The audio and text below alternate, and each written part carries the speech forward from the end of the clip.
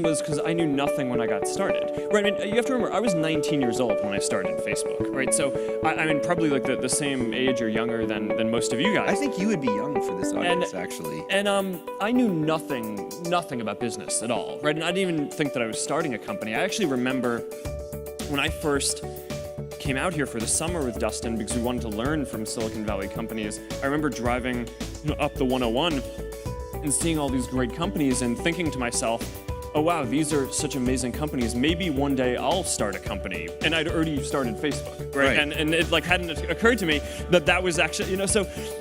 How did you learn? How did you learn well, just to from a lot of the people around me. But there's so many mistakes that just come from not, I mean, like I really knew so little at the time. I spent a bunch of time analyzing and reflecting on why it was that we were even able to do it, because all reasons suggest that we shouldn't have been able to do it, right? Because all these other companies had way more engineering power and servers and time and money and all this stuff.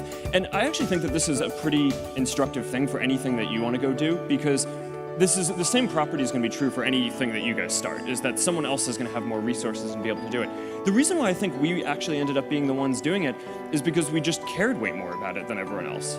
We always thought that it was this really important thing and really just like felt in our gut and our heart that we wanted to do it.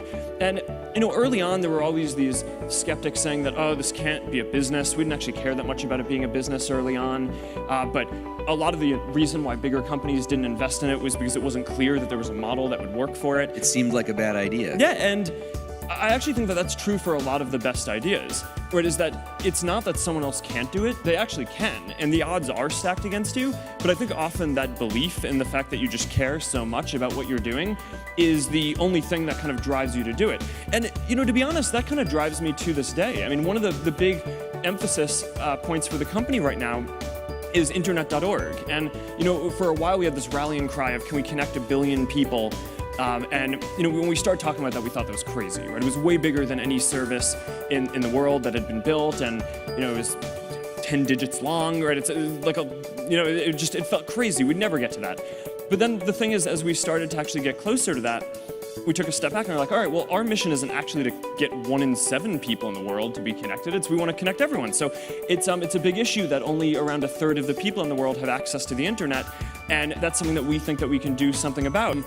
So many things go wrong when you're starting a company, and often I think people ask, what mistakes should you avoid making? And my answer to that question is don't even bother trying to avoid mistakes, because you're going to make tons of mistakes, right? And the important thing is actually learning quickly from whatever mistakes you make and not giving up. Right, and I mean, there are things every single year of Facebook's existence that could have killed us or made it so that it just seemed like moving forward and making a lot of progress just seemed intractable. But you just kind of bounce back and you learn, and nothing is impossible. You just have to kind of keep running through the walls.